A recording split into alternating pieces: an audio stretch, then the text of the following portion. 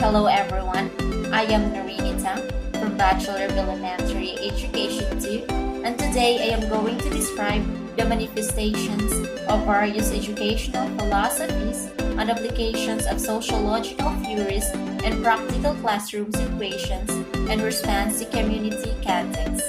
What does philosophy mean? The word philosophy comes from two Greek words, philo and sophos. Philo means love. Sophos means wisdom. Literally then, philosophy means love of wisdom. The philosophy of education examines the goals, forms, methods, and meaning of education. It is important to understand how philosophy and education are interrelated. In order to become the most effective teacher you can be, you must understand your own beliefs, while at the same time empathizing with others. Philosophies of education: essentialism, perennialism, progressivism, existentialism, behaviorism, constructivism, and reconstructionism. Essentialism advocates training the mind with what are essential. In this philosophical school of thought, the aim is to instill students with the essentials of academic knowledge, enacting a back-to-basics approach. The emphasis of education is on academic content for students to learn the basic skills or the fundamental R's such as reading, writing, arithmetic and right conduct. Essentialist teachers emphasize mastery of subject matter. They are expected to be intellectual and moral models of their students. They observe core requirements and longer academic year. Next philosophy is perennialism. Perennialism in education is the belief that schools should teach ideas that are everlasting. You can remember the word perennialism by remembering that perennial means lasting for many years. The goal of a perennialist education is to teach students to think rationally and develop minds that can think critically. The perennialist curriculum is a universal one. What the perennialist teachers teach are lifted from classic and great books. The perennialist classrooms are teacher-centered. Students engaged in Socratic dialogue, or mutual inquiry sessions to develop an understanding of history's most timeless concepts. Next philosophy is progressivism. Progressivism is the idea that education comes from the experience of the child.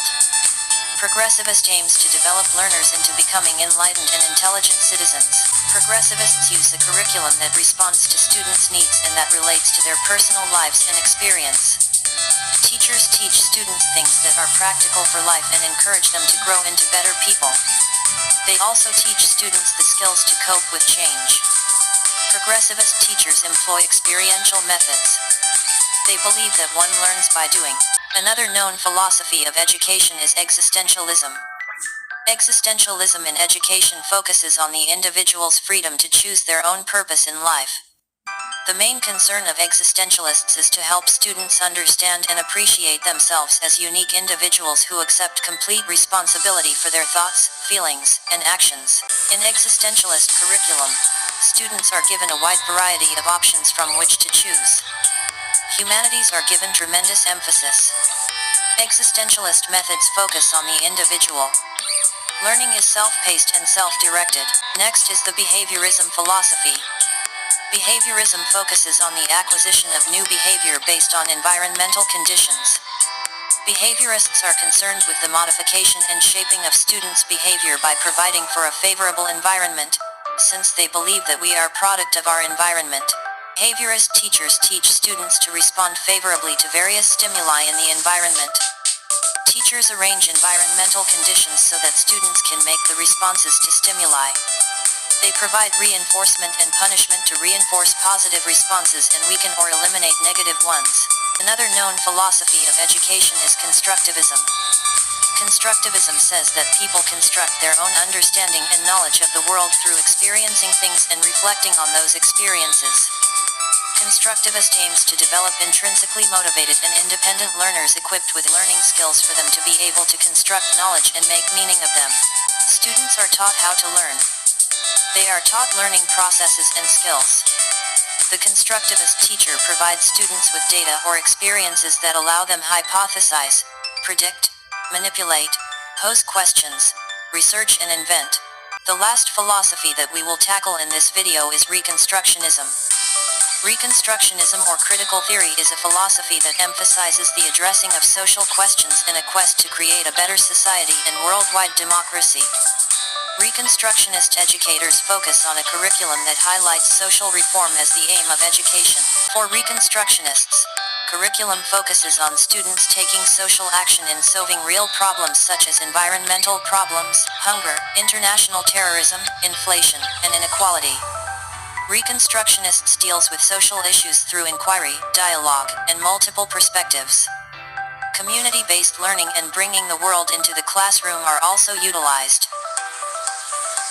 In sociology, a theory serves as a way to explain these social interactions, influences, and patterns.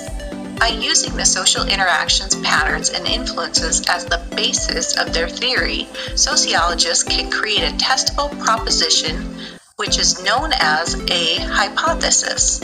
You may have heard a hypothesis defined as an educated guess, which could be considered true if the researcher is basing their hypothesis on unbiased social patterns and interactions that have been established. So saying a hypothesis is an educated guess doesn't really tell the whole story. Those scientific observations and its patterns definitely need to be noted and recorded. When it comes to sociological theories, there can be macro-level theories as well as micro-level theories depending upon the size of the group that's being studied and how influential their shared ideas are. It's important to note that groups are constantly changing and never remain the same. Studies that involve groups of people are never finished because group dynamics continually shift and change. In sociology, you might hear the word paradigm. Paradigms are defined as broad theories that can help explain various features of social life.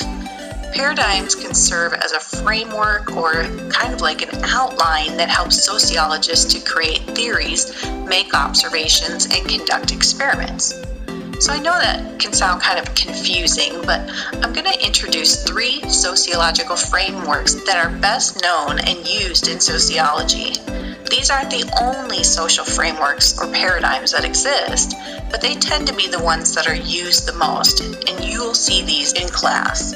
These frameworks include structural functionalism, conflict theory, and symbolic interactionism.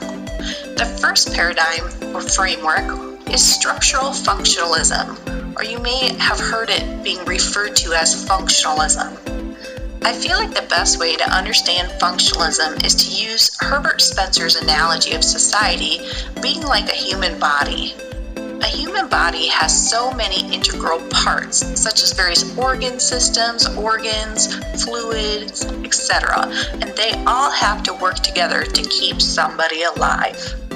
So let's say that the brain represents education, the heart represents family, the blood circulating the body represents the economy, and the skeletal system, which holds a person up, represents government, and the lungs represent religion.